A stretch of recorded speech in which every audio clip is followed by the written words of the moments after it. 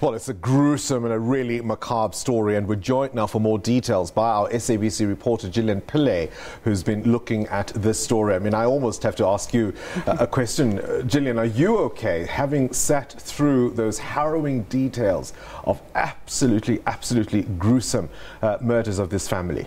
You know, today was a day that doesn't prepare any journalist for the kind of content that came out of that bail application. Yeah. We knew we'd get information, but we didn't know we'd get information to this degree.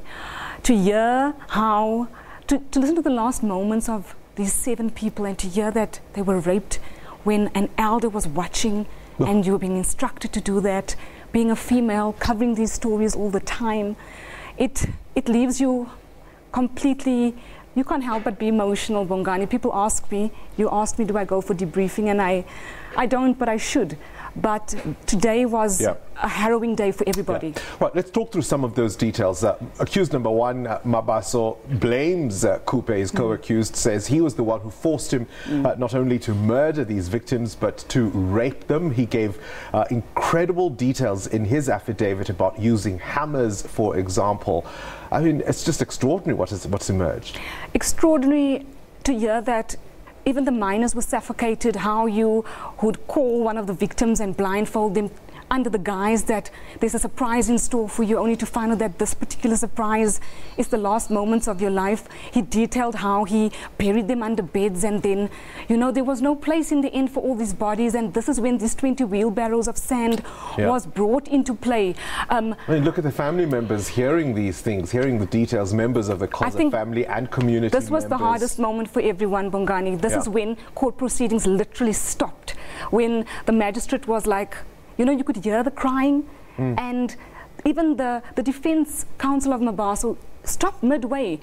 He ends his word on Suffolk, and this is when the magistrate stepped in and said, let us adjourn, to give them time to compose. I mean, you can imagine listening to this detail of your loved ones being raped and murdered, beaten over the head, and just a brutal way of dying and then just being discarded in those rooms for days on end, Bongani. Now, the interesting divergence, of course, in some of the details between the two accused is that, Khupe claims to not have been in the country when all of this was taking place, but police, through cell phone records, certainly linking the two of them in terms of constant communication as the murders were taking place. If it wasn't for these cell phone records, Bongani, Khupe's version that was read out via affidavit would actually stand in court. But these cell phone records show constant communication between the two. Khupe, when he crossed the border, there was communication. The first person he contacted was Mabaso, and there was constant communication throughout. He didn't even contact the life partner, Mbali, who was one of the deceased. He says Mabaso was a stranger to him, so much a stranger that the very first person you contact is Mabaso when you cross that border. And also, he's seen cleaning the scene. There's a lot of little links that now corroborates or gives us a sense that he had a bigger part to play than what he's letting on. Mabaso also alleges that some of the murders were taking place with Khupe watching. This is what we understand, that a large degree of the murders wasn't just Mabaso on his own, even though we understand that Khupe might not have had hand in these murders. He was there watching, instructing according to Mabaso. So this just gives us an idea of what the trial has in store. Yeah, we're still at the bail application hearing at this stage. What happens next?